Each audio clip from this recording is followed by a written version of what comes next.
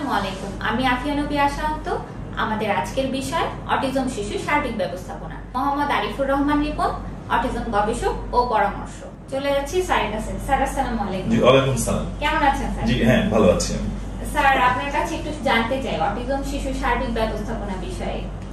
হ্যাঁ জি, আপনি জানেন যে এই অটিজম শিশুর যে বিষয়টি রয়েছে যে এদের কিছু বিশেষ বৈশিষ্ট্য পরিলক্ষিত হয়, অর্থাৎ সাধারণ শিশুদের আমরা যা দেখি তা এই শিশুদের মধ্যে আসলে আমরা দেখতে পারি না। তার মধ্যে কিছু কিছু বৈশিষ্ট্য আছে, কোনো কোনো বৈশিষ্ট্য আছে যেগুলো খুবই চ্যালেঞ্জিং কিছু বৈশিষ্ট্য পাওয়া যায়। সেরকম হচ্ছে ধরেন যে সে হঠাৎ করে সে অ্যাগ্রেসিভ অ্যাটিটিউড করতে পারে, আবার সে দেখা যাচ্ছে যে কোনো কোথাও আপনি তাকে নিয়ে গিয়েছেন, সেখানে কোনো কিছু দেখে সে চিৎকার চেঁচামেচি করছে। আবার একটি বিষয় হয় যে এই বাচ্চাদের নতুন কিছু সে সহজে গ্রহণ করতে পারে না। অনেক সময় সে মারামারি করে ফেলে বা বক্সিং দিয়ে ফেলে বা স্পিটিং করে, থুতু দিয়ে। এগুলো হচ্ছে চ্যালেঞ্জিং বিহেভিয়ার। তো এই চ্যালেঞ্জিং বিহেভিয়ারের পাশাপাশি আপনি যদি এই বাচ্চাদেরকে যদি স্বাভাবিক জীবন যাপনের যদি আপনি লিড করাতে চান, যে না আমার বাচ্চাটি অন্য অন্য যে শিশুর মতো আছে সেই রকম সে আচরণটি করবে, তাহলে আপনাকে একটি ব্যবস্থাপনা তাকে করতে হবে। সেই ব্যবস্থাপনাটা কি? সেই ব্যবস্থাপনাটা হচ্ছে যে প্রথমে তাহলে আমাদেরকে দেখতে হবে যে আমার এই বাচ্চাটি আসলে কোন ধরনের বৈশিষ্ট্যের ভিতর আছে, সেইটি প্রথমে আমাদেরকে আইডেন্টিফাই করে নিতে হবে। সেটি যদি আমরা প্রথমে আইডেন্টিফাই করে নিই যে আমার বাচ্চাটির ভিতরে এই এই বৈশিষ্ট্য দেখা যায়, ধরেন সে রিপিটেটিভ বিহেভিয়ার করছে, তাহলে যেটি হলো যে আপনার এই বাচ্চাটি অ্যাগ্রেসিভ বিহেভিয়ার আছে কিনা। যারা আছে যে ডিগবাজি খায় বা সুইচ অফ অন করে, এটা হলো তার রিপিটেটিভ বিহেভিয়ার।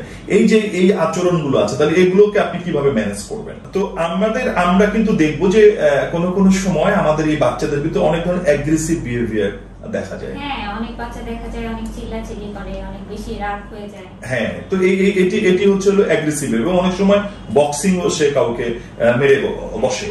আবার দেখা যায় যে সে রিপিটেটিভ বিহেভিয়ার তার ভিতরে আমরা দেখতে পাই। মানে যেটি হচ্ছে যে আপনি যদি দেখবেন যে এই বাচ্চারা অনেক সময় এই লাইট নিয়ে সে খেলে, হ্যাঁ, তো একই ধরনের আচরণ বারবার করে।